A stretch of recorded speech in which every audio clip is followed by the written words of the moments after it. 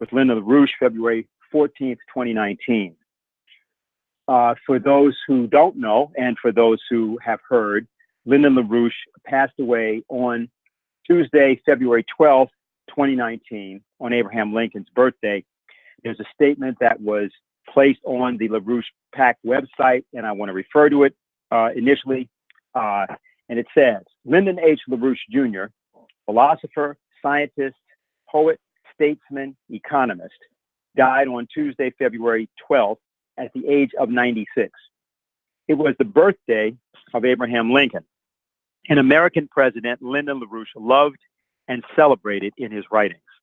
Those who knew and loved Lyndon LaRouche know that humanity has suffered a great loss, and today we dedicate ourselves anew to bring to reality the big ideas for which history will honor him. For those who did not know him or have only recently come to his ideas, there is no better guide to this unique personality than LaRouche himself. What we're going to do is we're going to demonstrate that by beginning this evening with a series of audio clips of Lynn, the first one of which is taken from July 25th of 2007. Lyndon LaRouche was known first and foremost as an economic forecaster. And many of us who met him in that capacity. I can say that while I met him in December of 1970, it was in the spring of 1971 that I was put in a position as a result of being present for a debate which happened at Swarthmore College between Mr. LaRouche and a guy by the name of Fred Pryor, who had become famous because of the Gary Powers U2 episode. In any case, during the debate, Mr. LaRouche contended that the Bretton Woods system, that the monetary system that had been placed into existence from 1944, was on the verge of full-scale collapse.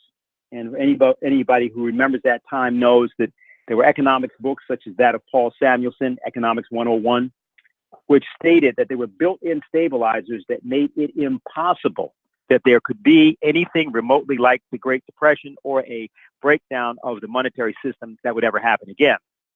And so some of us were standing in the back of the room, dressed in a certain kind of garb of that type, dashikis and all sorts of things and dark glasses and all. And we simply said to each other, well, this is simple. One guy is saying that the solar system is going to come down. The other guy is saying it's impossible. So, only one can be right. And in August of that year, I was in New York City. I heard WINS radio, 7:41 in the evening, and they announced that President Richard Nixon had just taken the dollar off the gold standard. And all of us knew, those of us that were assembled on that occasion, knew exactly what that meant. We were not members of Lyndon LaRouche's organization. We were just people that had heard him at a debate.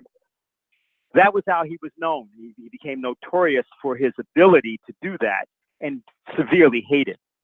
So the first of our segments is from July 25th, 2007, 1 year prior to the bailout that would occur, the $880 billion bailout that would actually be the $16.7 trillion bailout, which would then grow after that. So this is 1 year before that. So let's hear the first segment. It occurs at a time where the world monetary financial system is actually now currently in the process of disintegrating. Nothing mysterious about this. I've talked about it for some time. It's been in progress. It's not abating.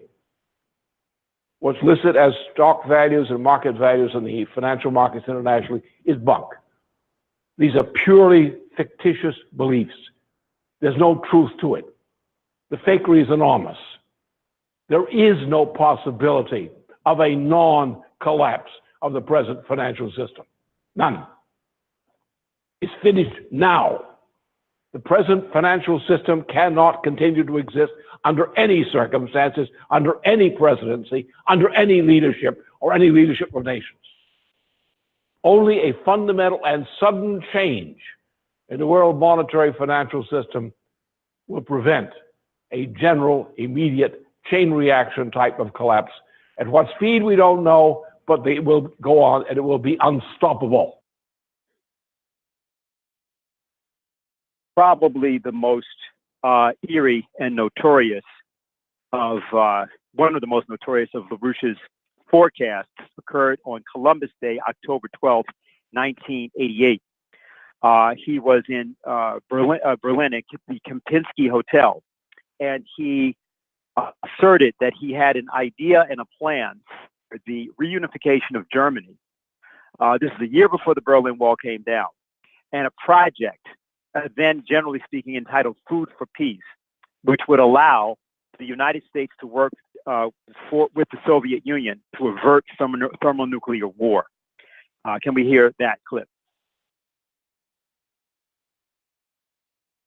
Under the proper conditions, many today will agree that the time has come for early steps toward the reunification of Germany, with the obvious prospect that Berlin might resume its role as the nation's capital.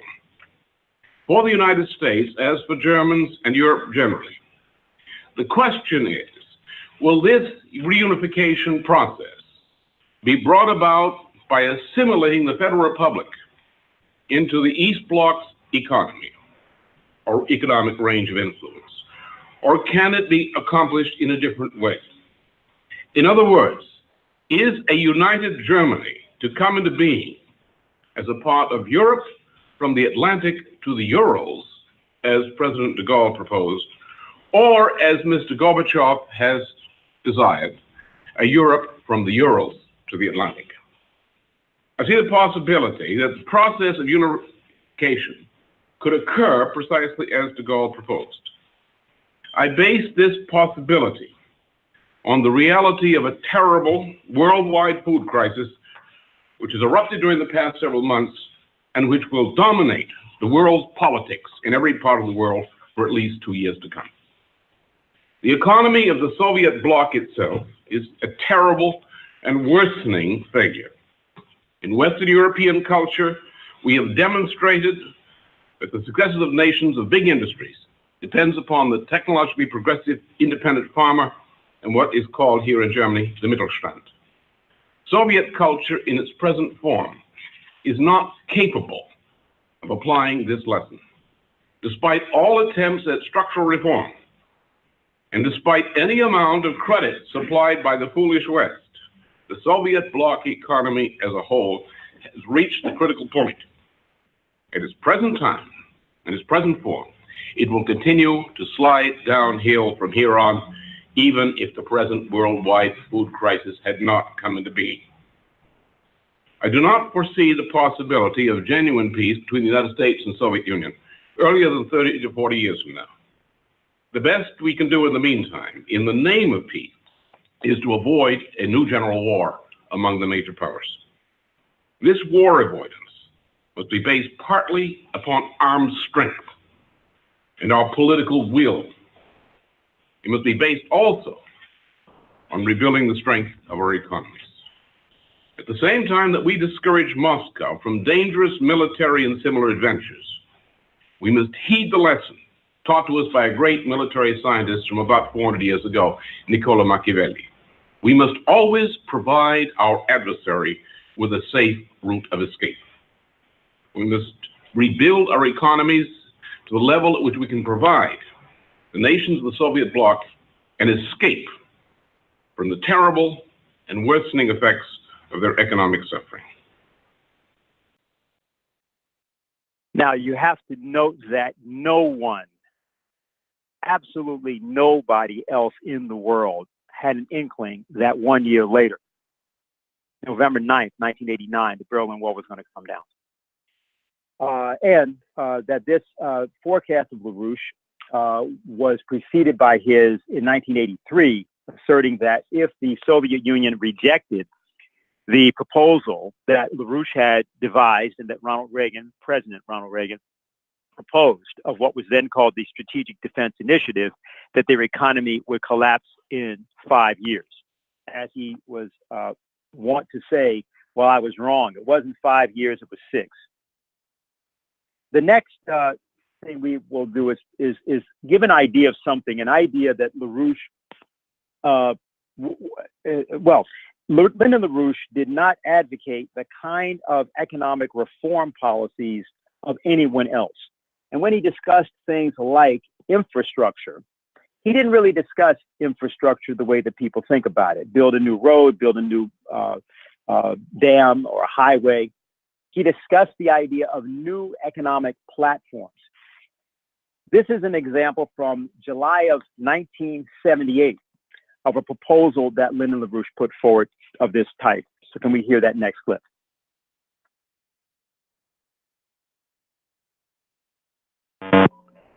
Excuse me, Dennis, do you want to play the Newplexes too?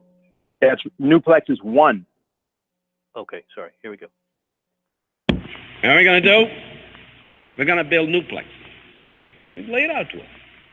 How do you build a Newplex? Well, you go out and you dig a big crater.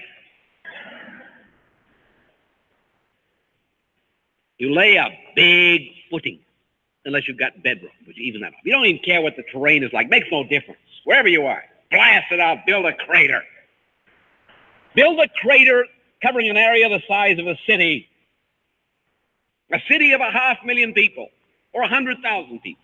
But build a crater for an industrial city of a new type on an area of that size. All right, 6, 7, 8 stories below the surface. Build it up. Build up to the surface. On this thing, stick 2 nuclear plants, 0.5 gigawatts to 2 gigawatts each. You get a balanced load. String industries around this, using this energy to cut low distribution costs, like charm bracelets. Well, let's put a chemical industry here, that's the good thing. Let's have desalination here, so forth. Using the waste heat and the electrical power. Build housing for the families, modern housing to last 100 years. For the families of the people who are going to be brought in to do the construction, which will be done, completed within a period of 4 to 6 years. Build the on-site cultural ed program, schools, universities, technical schools, everything that a city requires. And when the project is completed, at the end of 6 years, these people occupy the factories because they've been educated. And gradually the Europeans and others who have been phased in, phase out, except for a few key technicians. The city then is built, it's modular, you can change it, you can develop it with no big cost. Its transportation systems are built in and modular for the next 100 years for any technological improvements which will be significant in the next 100 years. The city functions. City builds. Now, 4 to 6 years. We're going to build hundreds of these in the next 25 years. Hundreds of them. Hundreds of new cities throughout the world, especially in the developing sector. These cities will be linked together. They will form a network of high technology culture, planted in the middle of the rest of the population. And from these cities and through these cities and their universities and technical schools and technical services to the surrounding area, we'll lift one generation of the human race up from barbarism and oppression into modern life. And in the next 25 years following that, we'll complete the job. And within 50 years from now, the human race will be transformed as we city builders intend to do it. We're going to mobilize every industry that exists that's viable and every one that can be created to do this. We're not going to export a few $10, $20 billion worth of additional exports. We're going to export hundreds of cities. That vision of what would happen between 1978 and 2028 is dimly imitated by China today. That is to say that the lifting of the 700 million people out of poverty is certainly one of the great achievements of human history, in which China's just done. But the vision that LaRouche put forward in 78 makes that achievement, not as an achievement, but as a vision, pale against it.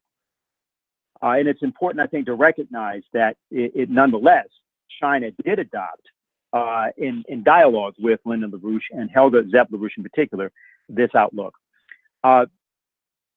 There's something that you've heard, and I'd just like to have you hear Lyndon LaRouche refer to it himself. We've sometimes talked about Percy Shelley. We talked about Lynn talking about the idea of the importance of the conceptions of poetry. This is also available in the program that was made this past Monday, which you can take a look at. I invite you to see, which Paul Gallagher and Matthew Ogden made. But we're going to take a brief excerpt here just to place it in your mind as we go to our conclusion. So can we hear the Shelley clip? During a period of reaction which occurred among British intellectuals in the wake of the French Revolution, there was an attempt to explain creativity in art as being something which occurred within art itself, as independent of political movements of that time. In rebuttal of this, Shelley wrote an essay, one of his several important essays, and I'll refer to another one later tonight, entitled In Defense of Poetry. And I shall read a section from the conclusion of that, which is a thesis from which we shall work to provide a setting for the purpose of this program. The literature of England, an energetic development of which has ever preceded or accompanied a great and free development of the national will, has arisen, as it were, from a new birth, in spite of the low-thoughted envy which would undervalue contemporary merit. Our own will be a memorable age in intellectual achievements, and we live among such philosophers and poets as surpass beyond comparison any who have appeared since the last national struggle for civil and religious liberty. The most unfailing herald, companion, and follower of the awakening of a great people to work a beneficial change in opinion or institution is poetry. With such periods, there is an accumulation of the power of communicating and receiving intense and impassioned conceptions respecting man and nature. The persons in whom this power resides may often, as far as regards many portions of their nature, have little apparent correspondence with that spirit of good of which they are the ministers. But even whilst they deny and abjure, they are yet compelled to serve the power which is seated on the throne of their own soul. It is impossible to read the compositions of the most celebrated writers of the present day without being startled with the electric life which burns within their words. They measure the circumference and sound the depths of human nature with a comprehensive and all-penetrating spirit, and they are themselves perhaps the most sincerely astonished at its manifestations, for it is less their spirit than the spirit of the age. Okay, so now, having heard what you heard, the question might be, so why was Lyndon LaRouche hated in the way in which he was hated, and who was it that hated him?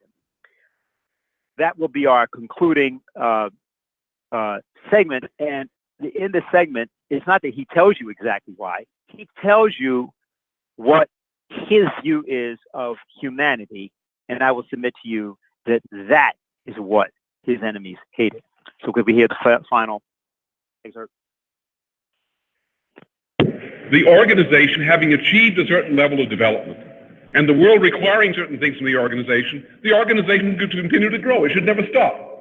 Anytime the organization finds no new thing to shock it that it has yet to learn, then creativity has stopped. Creativity is not a voluntary thing. Oh, I want to be creative today. It's not like that. It's a way of life. It says, I'm not a cow. I can never reach a level at which I want to forever thereafter squat with the same level of understanding and achievement that I've achieved now. There is no point in the evolution of progress in which I want to stop. If I have completed the ascent from some kind of Globigerinian creature to a cow, I'm not going to say, now I am a cow. I have reached a level of perfection so far above the Globigerina that I don't want to stop. I don't want to go any further. I want to sit here and chew my cud and contemplate what I have achieved. Now, that's not life. Life goes on. If I can become this, I can become something more. It is necessary. There's no limit There's never an end. If there's an end to new things to be conquered, new things to be mastered, new changes in the sense of advances in humanity, humanity ends. It goes off the cliff. It's all over. Humanity is not a cow. It is not a horse. It is not chickens. It is not some creature which is fixed by nature to do the same thing as its grandfathers and great-grandfathers. That's alien to humanity. If my great-grandfather did it, I shouldn't do it. Because all I'm doing is repeating his life rather than using his life as a foundation for advancing further. Therefore, by repeating his life, I make his life boring and meaningless. By using his contributions to continue the process of human advancement, which he in his turn furthered, I give meaning to his life by not reliving it. If I relive his life, then I turn his life into a bad play without meaning.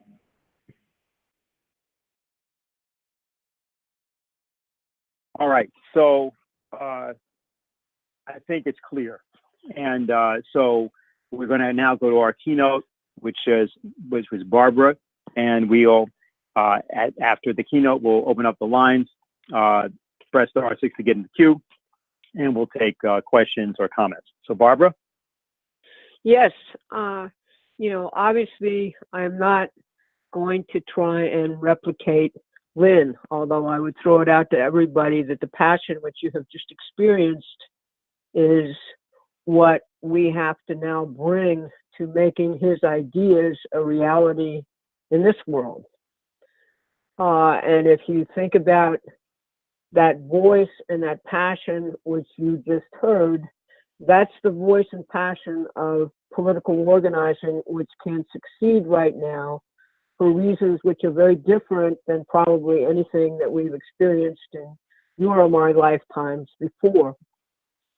I'm going to give you a short update on where we stand in the present battle against the British coup being waged against the president and the presidency of the United States, because they're very significant developments, and we really do stand at an inflection point.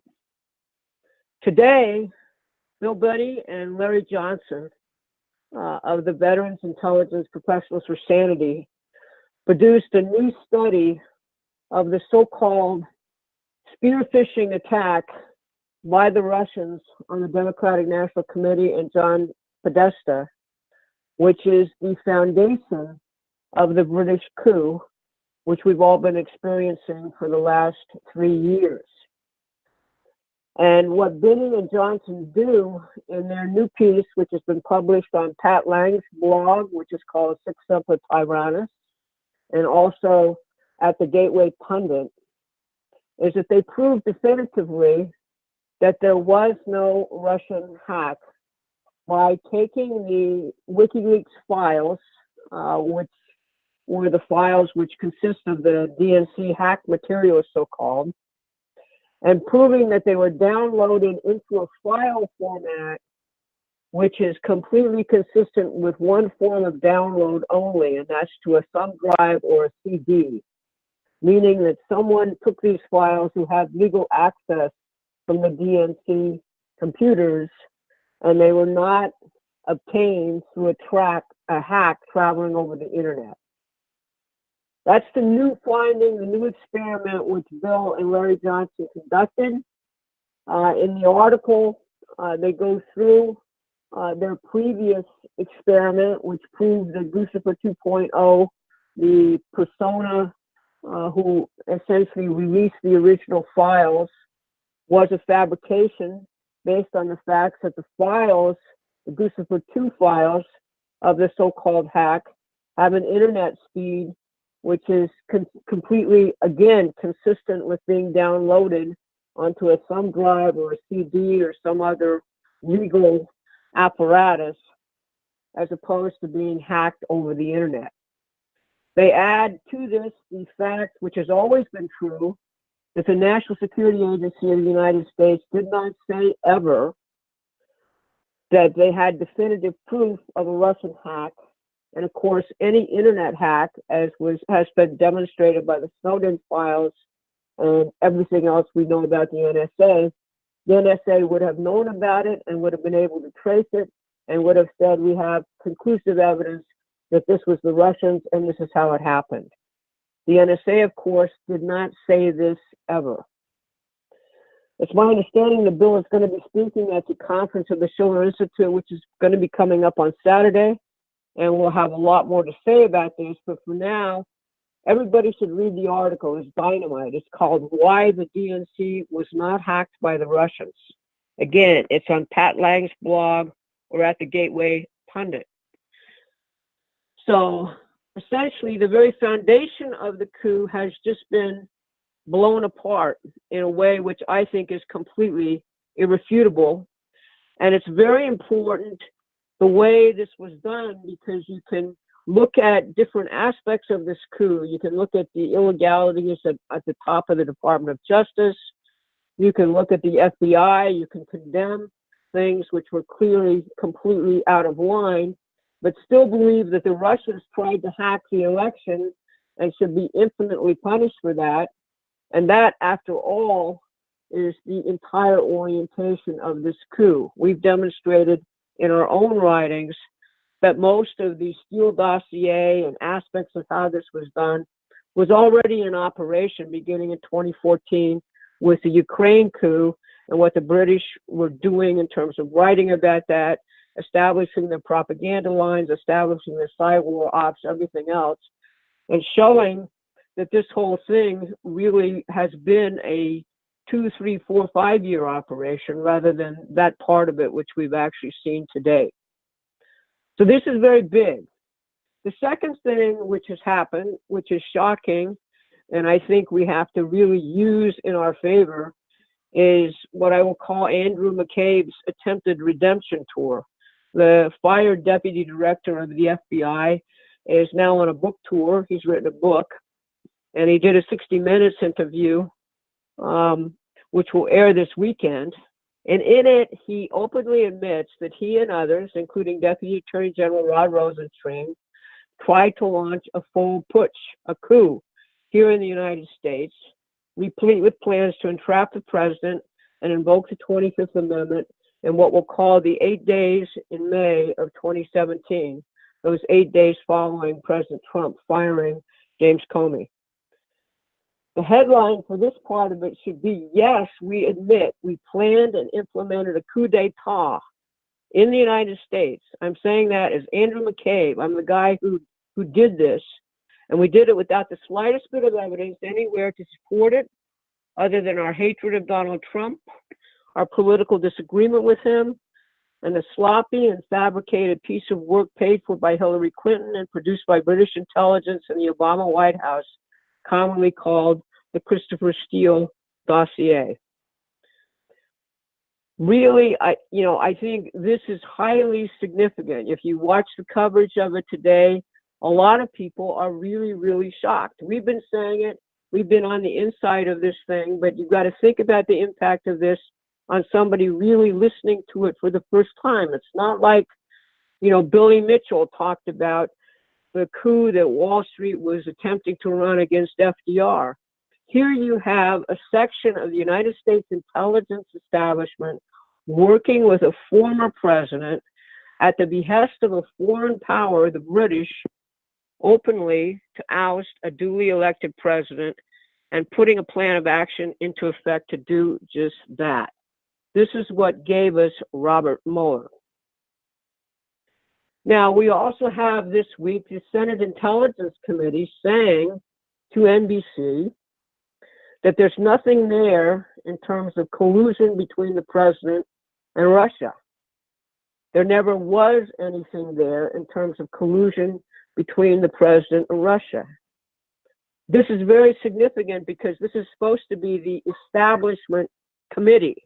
You could dismiss those House Republicans as kind of crazy when they said the same thing, but this was supposed to be the premier investigation led by the establishment, and Richard Burr and Democrats on the committee came out and said there's simply no there there. And that story was leaked to NBC. It doesn't mean that John Warner isn't coming out and saying, well, I disagree with that, or other Democrats might disagree with it. The fact that Democrats on the committee joined in this leak to NBC is highly, highly significant. Finally, today, there's an emergent and very significant debate as to whether Robert Mueller will or can say anything under Justice Department regulations concerning his final report, which will now go to Attorney General Barr, who was confirmed today. The Justice Department regulations require that Robert Mueller tell the Attorney General, the new Attorney General, confidentially what activities he declined to prosecute. That's it. That's what the regulations say about the Mueller report. That's all he's really authorized to do. Justice Department regulations generally don't allow prosecutors to talk about publicly any uncharged conduct. That's why John Dowd, President Trump's former counsel, is saying that what all this means is that Mueller may very well end up saying absolutely nothing. I don't know that that is what will happen, but it certainly does look like the report coming up is going to be a great big dud, rather than the battering ram opening the gates to hell, which our resist partisans had hoped. So we're at an inflection point. It's pretty clear that they're going to try and open up new ground. They're going to try new things. But it's pretty clear also that Mueller is not, in all probability, going to have succeeded. Don't get me wrong, there are huge and horrible injustices in what it is he has done. Paul Manafort will die in prison, in all probability, for not paying his taxes and for failing to register as a foreign agent based on Ukraine, not Russia. These are normally white-collar crimes which we don't kill people. Moreover, his lobbying activities had nothing to do with Russia. They were all about Ukraine. And in fact, as developed in his trial, he was trying to turn the Ukrainians towards Western Europe rather than Russia. Think about that in terms of what the press has actually said about what he was doing. This is what happens when a lie becomes deeply ingrained and it is decided that a human sacrifice is required to protect those whose careers are invested in the lie. Roger Stone has been indicted solely to cover for the huge gaps in Mueller's theory about how WikiLeaks got the documents they got. This is a circumstance, of course, which Binney now shows was the result of an insider leak rather than any political stratagem by Roger Stone or any other so-called dirty trickster. Roger Stone isn't indicted really for the Russian hack, and yet the entire first part of his indictment is all about the Russian hack, which is completely irrelevant to what he was indicted for. So that's the injustices in terms of driving people crazy, ruling them, etc. More importantly, this country has been plagued and tormented for 2 years by an illegal foreign actor, the British, trying to unseat an American president, all on behalf of the geopolitical goals, stoking regime change and war with Russia. Our republic has been damaged badly. But now we're at an inflection point, as I said.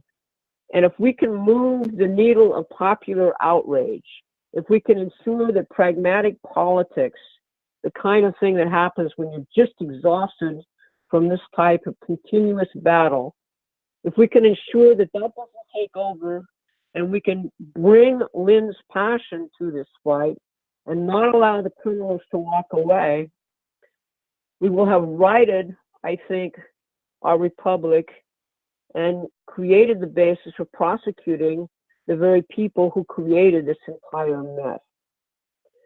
That in turn, I think, by going after this very, very hard, we open the door to finally getting justice for Lynn. Now, as to that point, you've heard Lynn tonight. I wanted to turn your attention to something which I came across just today, again, I had to reacquaint myself with it because it's something I read a long time ago. It's a 1977 paper called How to Evaluate a British Intelligence Network. And Bob Ingram writes an article in the present EIR, which actually cites to it. So you'll have the wonderful delight of being able to read this particular paper. What's remarkable about it is that Lynn talks about how to view counterintelligence, how to hunt an enemy, how to basically figure out how to defeat something like the British intelligence operation, which has actually taken over our country, and what it really is all about. And in it, he makes 3 points.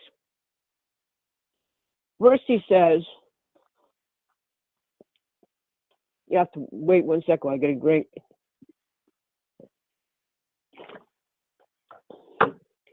You can only learn about the British by comparing it to the Americans. And he makes a very specific point about American culture. He says it's unique in history because of the fact that it's a system for constant scientific and technological advancement flowing from the revolution which we made and the Constitution which was created out of that revolution. And he says the British system is completely different than that, in that it's not anything other than an old ancient monetarist system based on ground rent. It can't create anything. He says the only reason people get confused about this is that we've forgotten our own history.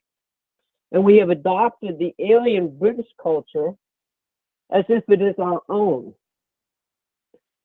And he says the sole power which the British have is an intellectual one. They have intensely studied history to find the means for maintaining empires, and they've been a long time in doing that. And they've studied history in such a way as to develop the kinds of false ideologies and religions in order to constrain human thought to the irrational and to constrain and limit it to the present.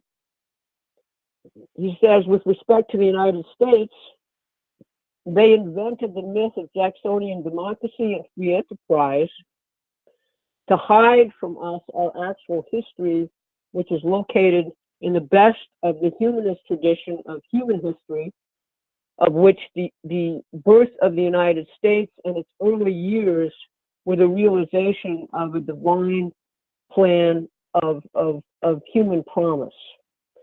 He says, the reason why we're trapped by the evils of the British system is because we've forgotten who it is we are. And if you understand British intelligence, you'll treat it like, as he says in his paper, an animal that you're hunting, recognizing its characteristics. Again, its power is primarily intellectual. You'll sense its vulnerabilities. Again, their science of humanity doesn't work because mankind and the universe are actually in our favor. We are the bearers, or should be, of natural law. Natural law itself hates the type of system which is the British imperial system. But you have to do your homework. You have to understand the profound difference between Hamilton, Franklin, our forefathers, Carey, Leibniz, Liszt, and most importantly, LaRouche, and the contrary British view of man and nature. And Lynn goes on to say there that the foremost advocate really for the British system is that ancient evil Greek known as Aristotle. So I believe this paper was very instructive for me. I believe that if we can succeed in conveying to the American people what Lynn saw in America, and we can define the British enemy and get our people to join us in hunting him down in the way that Lynn suggests in this paper, I believe we're right now in a position to win, because the field is really wide open to us if you look at it. The resist forces, the wild Democratic Party, they have only the green revolution and identity politics as their psychological tools. They keep doing the same playbook over and over and over again. These are the policies which Lynn already taught us how to defeat. The question we have to ask ourselves is, are we bringing the appropriate amount of passion to the battle to use the tools he's given us? I think if we can bring what Lynn saw as the American system into this debate, and again, it has to be LaRouche's American system, if we do this forcefully right now, I think it's very possible to introduce a completely new ingredient into this debate, since Trump opened the door to precisely that in the last campaign. I think that justice for Lynn really means striking right now on this open field and bringing his economic ideas into being here in this country. And I don't mean a long time from now. I mean now, as he would say, with pungency and force. And that's what I have to say tonight. And I apologize for my voice. I'm a little creaky because I got a bad cold. But hopefully we're going to have a good discussion. Q&A session has started. To ask your question, please press *6. Said Barbara is not feeling that well. She got out what she had to get out. Press *6 to get in our queue. We are welcoming, of course, questions on what you heard, including even some of the clips that we played. And just say a few things. Yes, we are having a conference this Saturday. We've invited many of you, and if you need any details on that, get in touch with your respective organizers. People have been asking about the question of sending state messages of condolence, etc., especially to Helga Zepp LaRouche. You can do that by contacting us both through the regional offices in California, New York, New Jersey, Baltimore, and so on, or you can also get those directly to LaRouche PAC. There have been some questions about the issue of some people have nicely, and that's very much appreciated, talked about financial contributions with respect to what may happen in the aftermath of Mr. LaRouche's transition on Tuesday, and that's all fine. But the truth of the matter is, we are organizers, and LaRouche was an organizer, and that's what he asked us to do. And that's what we do. So you know what you can do. It may be the case, and yes, there are other particulars, arrangements, and so on that'll become clearer in the days ahead. But we are having a conference, and we need to be out there on the battlefield, particularly through LaRouche PAC.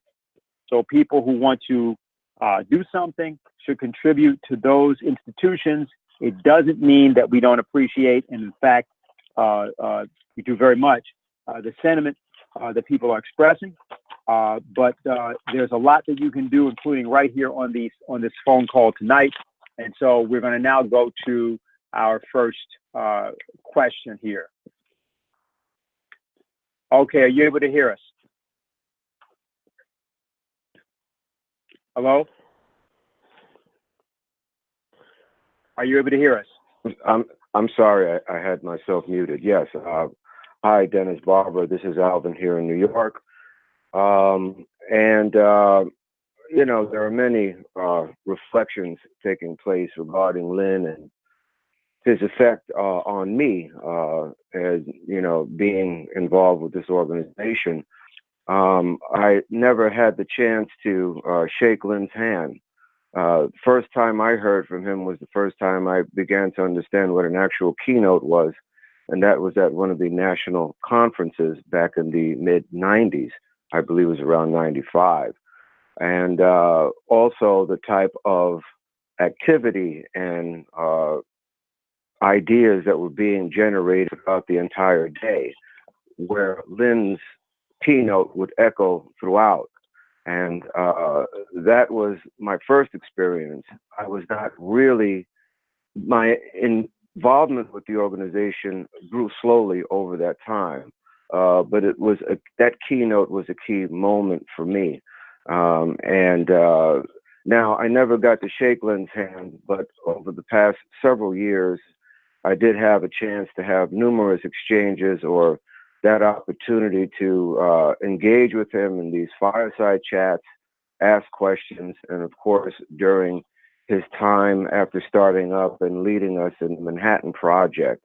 And these sessions were invaluable to us all, to me personally, in terms of my own development as an actual thinking human being. It was Lynn and Friedrich Schiller that have been the two most impactful individuals in my own development in terms of that notion of what is it to be truly human, a question I had never asked myself or considered prior to getting involved with both Lynn and Schiller. So this was very important to me. And the final thing I would say, of all the things that are going through my mind, is that I remember a webcast that we went down to in DC. There were a series of them for a period of time. And Lynn addressed the audience and said that he was looking for a few people that had the commitment to destroying the British Empire, the same type of commitment that the Queen herself has in preserving it, and that he was doing all he could. And that's how he ended that webcast. And that was very powerful to me when you think about how is it that one would stands up and fights evil. There are a lot of bad people, but truly evil. And I said to myself, well, I should go along with this. I should join this process. If he can do it, then I must be able to find something within me that could as well. So those are just a few thoughts, and I wanted to share that so far. Okay, fine. Barbara, you want to say anything, or should we just continue? No, let's just continue. I mean, I think people will have things to say as they reflect on this. That's very good. And if you just joined us and you did not know how to get into the Q&A session, press *6 to get into the queue, and then you will be called upon. All right, let's go to the next person here. Are you able to hear us? Hi, my name is Jay. I'm from Detroit. Okay, can you hear me? Hey, Jay. Hi, yeah. I'm a relative newcomer to the LaRouche movement. There have been some local activists that have invited me to some meetings that have really opened my eyes. But really what struck me was the work that was done years and years ago, Dope Incorporated, to really follow what Lyndon has done. And so I'm now on board. I want to do everything I can. I'm involved in social media for a couple of different organizations, and I'd just like to ask the question, what can I do tomorrow to help expose this British and U.S. tie-in of the attempted coup? Thank you. Well, yeah, we have a fairly significant document on the website that has gotten a lot of views. It's a 3-part series by me, which goes through the whole British side of the coup. You'll find it on our website. As much as we can get that out on social media and into the Trump layers and other layers to ensure that it is the British aspect of this and that it is the actual attempt to drive the United States crazy and towards war with Russia, the more that fact gets into the population at this point, and the more it's seen that what Trump was actually talking about during the election when he talked about the American system of political economy. It's not the same as what LaRouche would say, but nonetheless, it was the same reference point. And getting that across, as opposed to thinking that we're still dealing with the Republican Party's notion of economics, which is the Mount Pelerin Society, or dealing with the craziness of the Green Revolution, both of which are British constructs. These are not the American system as defined by LaRouche. If we can get that economic policy, which the president appears to be open to, front and center, because right now, as this thing ebbs, it's the time to strike. It's the time to drive home that we've wasted 2 years in this country, going down a path which has been extremely chaotic and has hurt the citizens more than anybody else. So now we have a chance, based on Lynn's ideas and based on the openings which are now coming before us because the coup is faltering. It's a time where LaRouche would say, guys, the battlefield is wide open to you, just go. And that's what we have to have the fortitude to do, and that requires us being smart about it. Most of what passes for political battle in our times is very limited because people don't go to the heart of the battlefield, which is, if you want to destroy the British Empire, you have to understand as much about history in a decent way as they do. And you have to understand particularly a lot about American history, which is the profound doors which were opened by Lyndon LaRouche, the profound discoveries which were made by people working with him about the actual heritage of the American Revolution, the Whigs, Henry Carey, Alexander Hamilton, and the things which actually made this nation the beacon of liberty and hope for the entire world, because it represented the best of Western European civilization.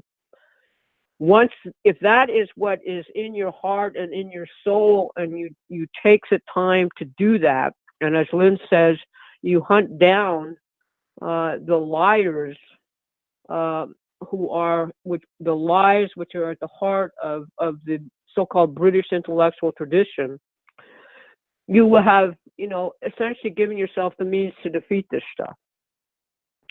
If, on the other hand, you just go by current public opinion, that, as you know and have probably observed, is the sphere in which these guys actually operate. The 24-hour news cycle, being battered around emotionally by every new fact which comes to light, or every new thing which people want you to focus on.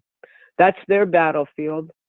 What we have to do now is we have to think in the same way that the American Revolutionists thought. To take the long term, we have to realize who we are and where we came from.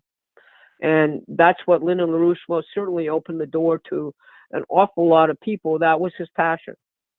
So that's what I would suggest. That's a long answer, but for tomorrow, let's just get this thing, which is up on the website, widely circulated, and let's get Lynn widely circulated. Let's let people know him in the way that we know him, not with the crap that the New York Times and the Washington Post and the mainstream media publish about him, which is all nonsense. So that's what I would say to that. Okay, very good. Again, press *6 to get in the queue if you have questions or comments. Okay, can you hear us? Hello? Hi, can you hear me? Yep. Yes. Okay, great. Hi, this is Jose from the Bronx. My question is very simple. I'm 20 years old, and Lynn died at 96, about roughly the same age as my great-grandfather. And as Lynn said himself, we are greater than our grandparents. We should be. We shouldn't do the same thing they've done. So my question is very simple. What should I do to give Lynn's life meaning? What should I be prepared to do, I should say, to do that? And how do I make his method better? How do I build on that? That's my question.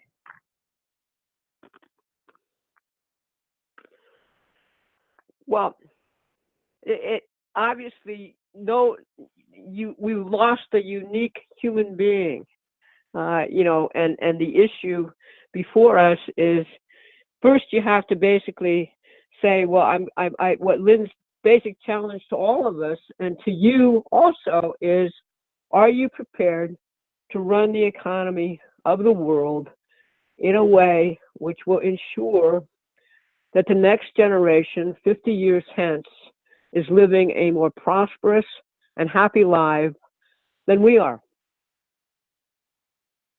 And there's certain levels of knowledge and certain things which you have to learn to be able to say confidently, yes, I can do that. But that should be your passion. And you do that out of love for humanity. And you do it out of love for people to actually realize what it is to be human, which after all was Lynn's primary teaching. I mean, the first time I ever met him, he used to cite an Abner Dean cartoon all the time, day in, day out. He wouldn't stop citing it, which is, basically you're going out in a coffin and the guy sits up and he says, what was that really all about? And I think he's answered that question more than most of us could even dream of by living the life he lived. The same question you have to ask yourself and hope that you can poetically and emotionally and otherwise fulfill that for yourself in the same or a similar way to what he did. But the biggest challenge is, are you prepared to run the economy of the world in such a way that 50 years hence, the human race will have fundamentally advanced and people will be prosperous and people will be able to exercise on a universal scale their creativity, which is what it means to be human. That's the challenge. I'll just add one thing to this. I met Lynn when I was 18, and I had a long conversation with him, during which conversation his organization was splitting in half.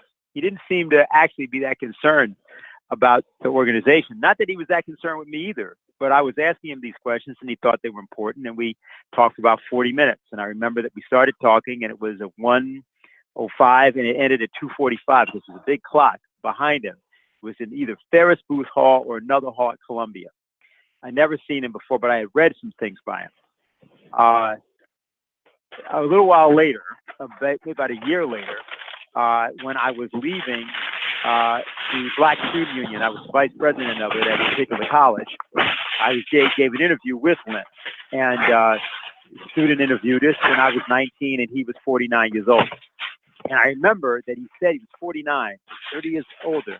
And I looked up over at him and said, whoa, if this guy is doing all this now, and he knows all this about economics, now all I have to do is hang out with this guy and just listen to him, and in 6 months, I can know everything he knows. 49 years later, I think I might even know less than when I started out. And when I say that, what I mean is that the issue is not the things. The issue is the passion to change other people and make them better because you are better. Not better than they are, but you become better in order to make them better. That idea is an interesting idea, especially if you meet somebody who's actually better than you. This is one thing that Lynn taught us how to do. We would often bring him people who were not only very accomplished in many cases, but were actually extraordinary individuals. There are many different examples we could give. There's other people on the call. We're not going to try to give those because many people have many stories they could tell. But the reason I bring this up is that Barbara already said it about this issue of the quality of passion and then knowledge connected to it, because courage and genius are very, very connected. That was the thing that distinguished him above anybody had ever seen. And it was an important quality that we all know. We all know now that you see from the people that are terrified to say anything about him. That just allows him to say who he was. So I just say that much about it. We have a lot of people in the queue, and I want to go. I'll just go on. But thank you for the question. Okay, are you able to hear us? Hi, this is Ed from Delaware. And I just wanted to say that when I heard about the LaRouche policy for development of the entire planet, that was what caught my attention back in 1975. And also because the publications associated with him were identifying who the enemy was very accurately. A lot of things that I didn't know, namely that the Tavistock Institute and the whole Rockefeller machine that was implementing universal fascism. Now, we've been fighting this stuff for a long time. We've got a situation right now where you have the universal fascist British Empire, which controls a good lot of the corporations that are looting our world, looting our government. Trump is trying to secure the southern borders to stop the influx of drugs, human trafficking, weapons trafficking. We've got an open wound. And it seems like most of these congressmen are in another world. And people in this country are waking up to that fact. So I see we're going to have a lot of big changes coming along in the next period. What I wanted to say was that, well, the question is, well, what are we going to do when we see half of the president's own cabinet and party are basically promoting insane policies? And I don't believe the president's responsible for that particularly. I think he would like to do a lot of different things, but is limited right now. But the question is, how are we going to increase the measure of the biosphere and the noosphere in terms of the LaRouche factor? The relative potential population density must increase for all of the future. So the entire future of humanity is now about how do we increase the LaRouche of humanity. I just wanted to say that, and open finding out what people's ideas are, how we're going to, what to do on this right now. We're going to be pushing for the 4 laws, obviously, here and around the world. But what else can we do? Well, I'll say one thing. Go ahead, Doug. Let me just say one thing, which is we have a conference coming up this Saturday. The topic is human creativity. And we are going to be presenting that in various facets. It will people may say it will be in the area of art and science. Really, we don't make a difference in those things. Matter of fact, I think an article will be given out or be available at the conference, a reprint, called Politics as Art, an article that Lynn did. And we'll make sure that that's available. And one of the reasons we're doing that is to be provocative, that these ideas of the differences in these fields are not real. Now, from creativity, you get productivity. The issue is that the productivity of the human race, of the human species, and increasing the productivity of the human race and the human species is what Lynn did his whole life. That was his specialty, actually, physical economy. Much of the reflection of that is what you see in our dialogue with China, the dialogue that you already heard that he began to have with Russia in a very adversarial way in the 1980s. And it turned into something much different. Matter of fact, I'll just cite something which came in, which people should know. It's just a reference by a blogger in Russia to Lynn. The name of the blogger is Alex Word or Alex Sword. And he has blogs called Aftershock, I think. And he wrote, yesterday, Lyndon LaRouche died at the age of 96. He was a veteran of World War II and an economist and politician, former political prisoner and U.S. presidential candidate who gave the earliest competent forecast of the crash of the global financial system and the West's globalization project as a whole. Rest in peace. And then what he does is he has 6 different citations from Lynn's book, So You Wish to Know All About Economics, from Lynn's speech in 1995 in front of the Russian parliament, the Duma, from a book that was published in Russia in 1994 called Physical Economy. It was one of Lynn's writings that was published as a book. And then there was a 2008 interview with Vladimir Yakunin, who was previously the head of Russian Railways and then became head of something called the World Global Forum. He often invited Lyndon LaRouche and Helga Zepp LaRouche to speak there. And in the interview, he says, Yakunin says that he had known in advance in 2007 about the 2008 crash because Lyndon LaRouche explained it to me in advance that it was coming. So that came in from Russia, and I think that gives you a good example of exactly how you increase. You talk about the LaRouche. That was a term that was developed by Vladimir Kuznetsov. It's a Russian scientist that had worked in a special program, secret program, during the period of the 80s to try to bring the Russian economy back from the brink of disaster. He later became a very close friend of Lyndon LaRouche. It was a very contentious relationship because Mr. Kuznetsov was a specialist in mathematics, physics, and biology. And he insisted that there was no way that Lynn could have made the discoveries he made in economics, which Kuznetsov knew were right, because he had compared them to the things that he had himself independently come to conclude in Russia.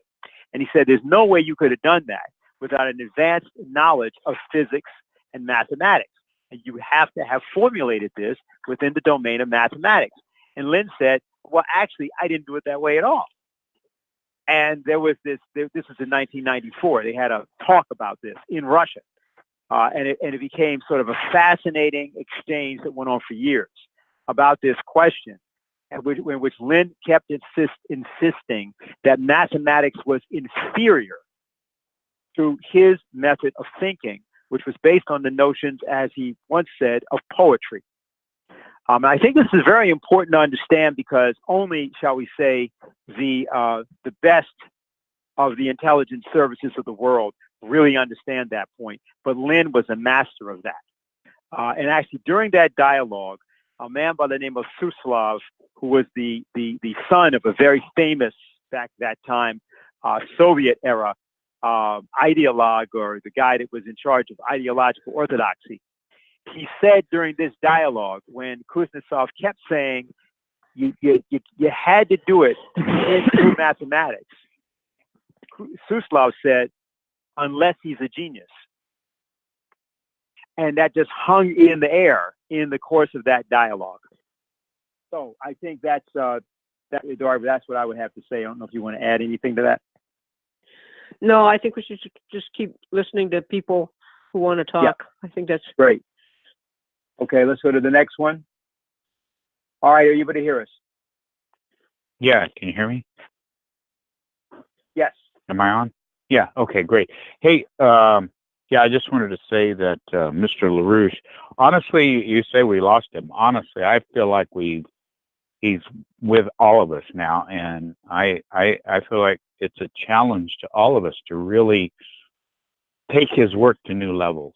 And he's impacted this planet, and anything good going on the planet right now is directly, he saved this planet many times, and there's also anything great going on this planet right now is directly connected with him. And so anyway, he's so I think it's a time to take it as a challenge. And also I'd like to know more about the poetry. But Mr. LaRouche has what I call a geometric brain, kind of like the greats, where he could come from the outside in. And anyway, so just some quick comments on that. And then also I do have a question. I don't know if anybody asked it because I did have to leave the call for a few minutes. But that's about if Mr. Mueller's information is not is not followed up on by the Attorney General. Some of the people in Congress have said they are going to subpoena Mr. Mueller and have him testify before Congress. So I don't know if you've got any insights on that, or I think it depends on what is actually in the report. Okay. Yeah. As seems to be indicated at this point, there's not going to be a finding that the president colluded with Russia. All right. Yeah. That's shocker number one. Yeah.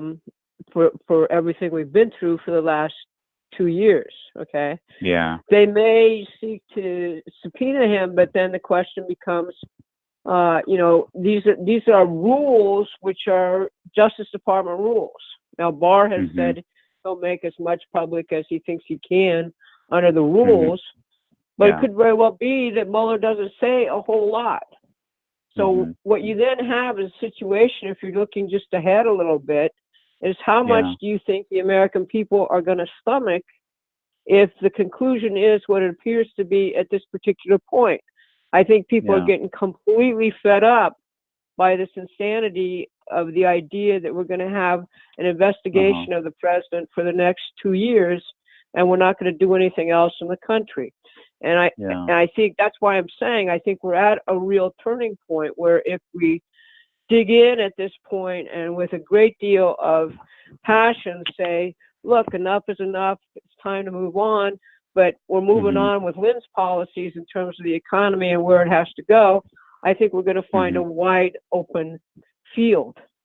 But we just have to make sure that pragmatics, Lynn always said that the biggest enemy of all great political victories is pragmatism.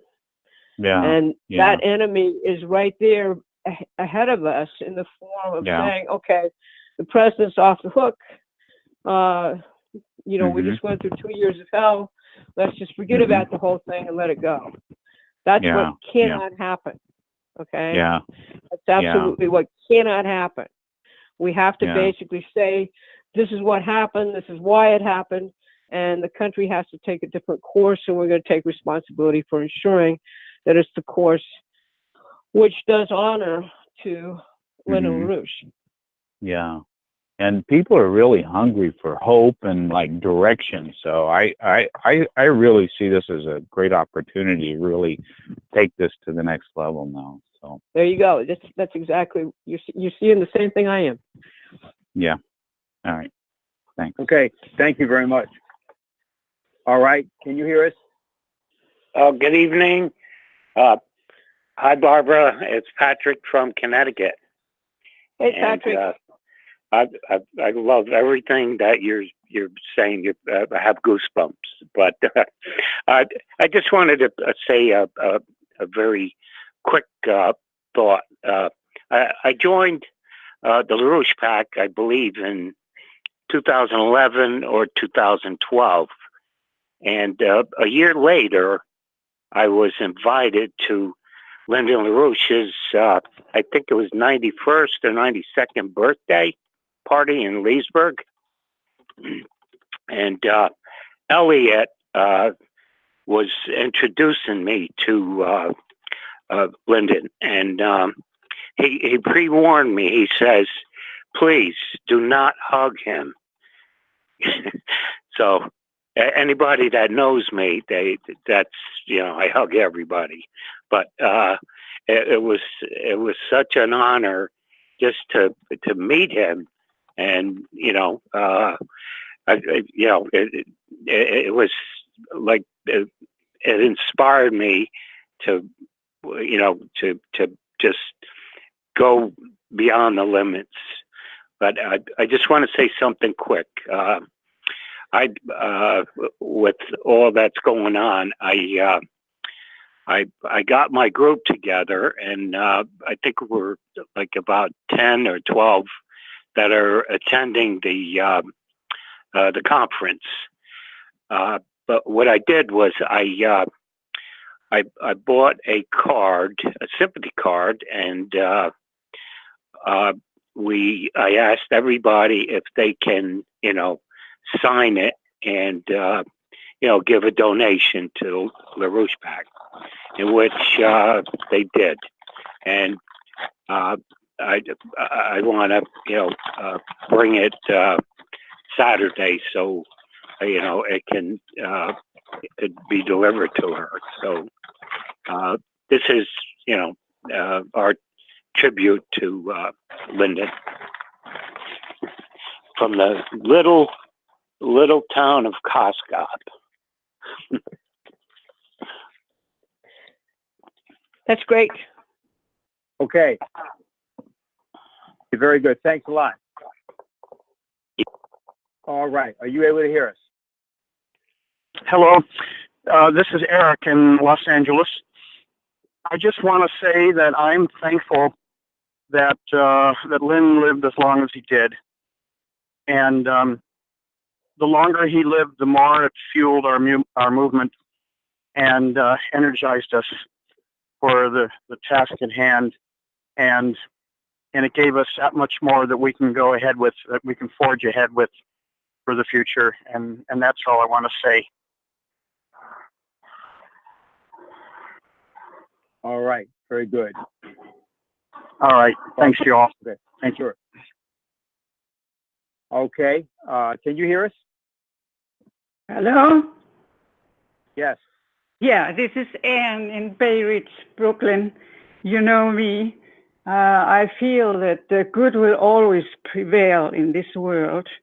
And I have a simple question. So many candidates from the Democratic Party has appeared, and they're telling us that they would like to be a president. Yes, it takes some courage to do that, but something is missing. Why have not any of them told their praise for our current president, which is elected by the people, we the people, and he should have praise for being the president. How can they expect to be a president if they don't admire or have some love, agape, for the president we currently have? This is my question. Dennis, can you handle that? My voice is kind of giving out. Oh, your voice is gone. Okay, fine. Yeah. I'll put it like this. Shall I repeat some of it? Well, no, I heard what you said. I know what you said. There's a simple answer. This comes to the issue of what Lynn himself did, and the way to understand this issue of the presidency, particularly in the last years when he created the Manhattan Project. He often expressed that the idea was to understand how to operate with the conception of the presidency of Hamilton. Matter of fact, it was in a webcast he gave called 1 Year Later. We played an excerpt at the very beginning of this, and it was from 2007, the very first audio clip. The one that was on July 25th, 2007. On July 22nd, 2008, it was 1 year later. What happened was he got on and said, well, all of the things I recommended should be done last year didn't happen. This was still when he was saying this, before the September collapse of Lehman Brothers, and then AIG's being bailed out, and then the whole the Congress being dragooned into the illegal bailout. And so what happened was he said, what we need is the presidency of Hamilton. And we have to think about the idea of using those laws. And he began the process. He'd already been thinking about these things, but he evolved what we later came to call the 4 laws. Now, you asked a simple question, actually, which is, hey, if all these people are running for the presidency, shouldn't they be collaborating with the presidency now? Right? Shouldn't they do something about it? Collaborate with the president, and then they should communicate with him. Otherwise, we have Yes, but I'm going to answer to you what the issue is. They're not really concerned with the presidency. That's the point. Because what you would first of all have to do as a Democrat or anybody else is to admit the game. You'd have to admit what had happened with the Russiagate business. You'd have to stand outside of public opinion and the general polls of public opinion. That's what you'd have to do. And then you would be able to say what you have to say. And I think that's really the issue. And that's what they don't want to do, because it would take real courage. You'd have to qualify yourself for the presidency that way. And people could do that. But our job is going to be to force that. That's actually what Lynn himself always did. I mean, that was matter of fact, that's what he was doing when he was doing the fireside chats, 2014, 2015, 2016. And when he was doing the meetings in Manhattan with the Manhattan Project. He was involved in the presidential process and he was always involved in it from 1976 in particular. That's the distinction. So you're in the right place. This is the way to do it. And we don't worry about the fact that people who are frauds and fakes and pretenders don't do the right thing. We do the right thing, and that covers it. So your question is absolutely right, and it's a question whose answer is actually in our own actions. So I'm going to thank you for the question. We're going to continue on because there's a couple more people in the queue here now. Yes, can you hear us? Hi, it's Susan in Detroit. I just wanted to share a couple of remembrances that came in on Facebook with people. The first is someone I don't think we're even currently in touch with, and I'm just going to read it. This person said, I first met Lyndon LaRouche in Detroit in 1978. I was a reporter at the Oakland Press. He sat me down and talked to me about Plato's allegory of the cave. The press, he said, creates images on a movie screen, like the shadows on the wall of Plato's cave, that the audience takes for reality. What was needed, he said, was for the screen to be lifted so that the audience could see who was creating the images. Through LaRouche, I first learned about fusion and hope and the idea of progress. It's the main idea I have passed on to my own children, and they will pass it on to theirs. He talked often about temporal immortality, which he has achieved. And the second remembrance is from someone who's often participated in these fireside chats, Sarah from Indiana. She simply said, let this soul shine bright, even with heavenly mischief.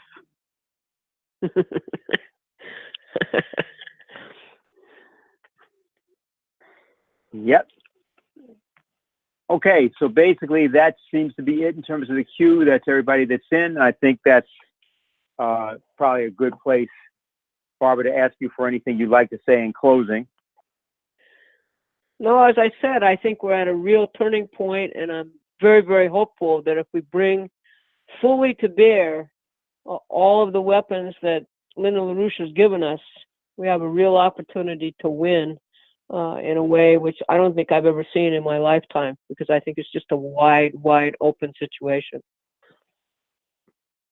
Yeah, I just add two things for people, because there's a couple of things that people may wish to know as to what they can do. Well, first thing you can do is, if you don't have a subscription to the Executive Intelligence Review or the Alert Service, the Executive Intelligence Review was created by Lyndon LaRouche in 1974 out of a very long process of beating up on the organizers and getting them to understand how to tell the difference. This whole issue of fake news is something that we didn't just live with.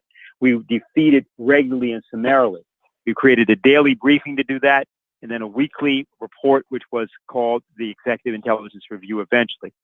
It began as kind of an international press service, and then it evolved over time. This is something that you can do. Also, in terms of being involved in we ended our class series. We had a 6-part class series, which just ended. And as I said, many of you will be coming to our conference. Those of you who are not, we're going to try to get that up as rapidly as possible. It may be the case that you'll be able to see portions of it by Sunday, and if not, Monday. But we'll keep you posted on that, and you'll be able to go to the website and check and see what will happen with respect to that. Those of you that are coming in from around the country and so on, we'll be seeing you in basically less than 48 hours. And that will be the point at which a lot of the deliberations will happen as to what happens next. In terms of what people can do, there's an exoneration petition that's up there on the site. The issue of exonerating Lyndon LaRouche is identical to the issue of pulling down the Mueller coup. But that also is something that if you are either at our conference or involved with what we're going to be doing, you'll see exactly what we intend to do about that by your being involved in that. I can also say that obviously all over the country, through means like social media and so on, the issue that, because a lot of people are now asking about Lyndon LaRouche because they're reading articles about it. They had not read about it. And yes, the articles themselves are slanderous, but they're also largely contradictory in many cases. So people are going to be asking, well, who was Lyndon LaRouche? But the question is, who is he? And the way that that gets answered It gets answered by this movement and what this movement chooses to do now. We're in a position, as was been said many times tonight, to make history. That was what Lynn always talked about. And to make a history which is different than your grandfather made or your father made. To make a situation where the lives lived before are not meaningless.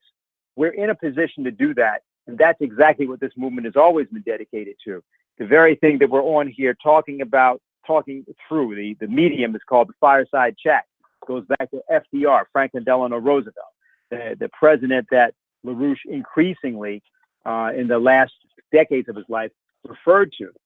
And the point was that the nameless, unreasoning, unjustified terror that paralyzes needed efforts to convert retreat to advance, fear itself, Roosevelt talked about, was exactly always the hunted target of LaRouche in so many different ways, in so many different forms. And that's what we have to do. We can rename the actual enemy, and we take the responsibility as American citizens to show that the revolution made to establish this nation lived on, not only in the form of Lyndon LaRouche, but it lives on in the form of the American people's identification with the mission that he himself carried out. So on behalf of LaRouche PAC, I want to thank everybody for being on tonight.